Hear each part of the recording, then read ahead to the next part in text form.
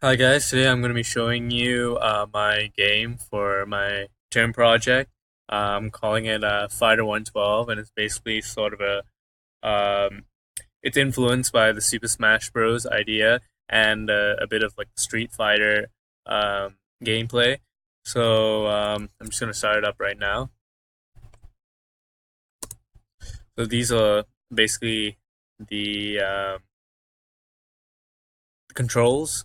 You have the normal up, down, left, right. Up for this game would be to jump, and you have the short attack, which is an unlimited sort of attack that has only a range of a few, like half the width of the sprite. The range attack, which obviously goes in a straight line, but takes a while to get recharged, so you can't use it consistently. And the super move, which is the strongest attack, and also takes a much longer time range attack to recharge. So I have like three characters right now that you can choose. For the demonstration of this game, I'm just going to choose a fighter first and a mage. So player one will be the fighter, and player two will be the mage. So now I'm controlling these two players independently of each other, and one mechanic of this game is that the players can only jump when they're on the platform. Otherwise, if they're on the platform, if they're on the platform, they off the platform. I mean, they can't jump, as you can see. So this makes the game a lot more exciting because players have to try and keep on the platform. Otherwise, if they fall to the bottom, the game is over and they lose. At the same time, they're trying not to get their health down to zero.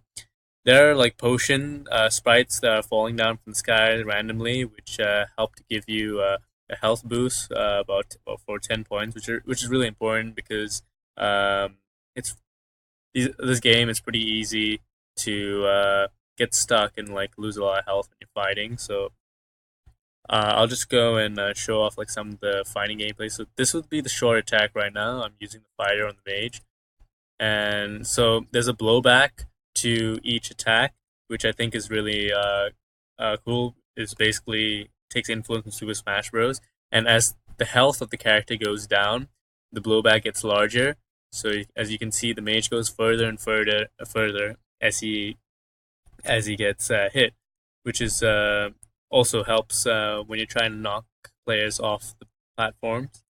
Besides the short moves, there's also the range moves, and characters have different animations for that. The fighter's range move is a sickle right here, and I'm pretty sure the mage has a fireball. Sorry, wrong character. So his fireball attacks as such and causes about 20 damage. So the range attacks are obviously more powerful, but they're harder to aim and they take longer to recharge. And up here, you can see when your attacks are ready. So right now, the super attack is ready. I'll show off the super attack for him in range.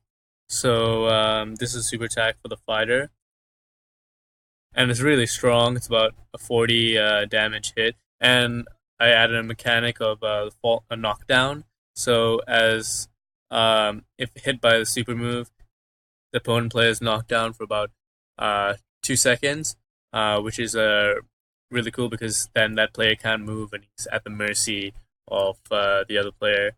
So I think it makes the super move a lot more powerful than just a greater attack damage. And this, like with the mage, he has a short range attack move with a really nice animation too, as such. And so the super moves make the game a lot more exciting to play. Again, you're trying to make sure not to fall off or get to zero health. So I'm just going to demonstrate player falling off right now. Uh, so now the player can't obviously get a footing and he falls to his death and it's game over.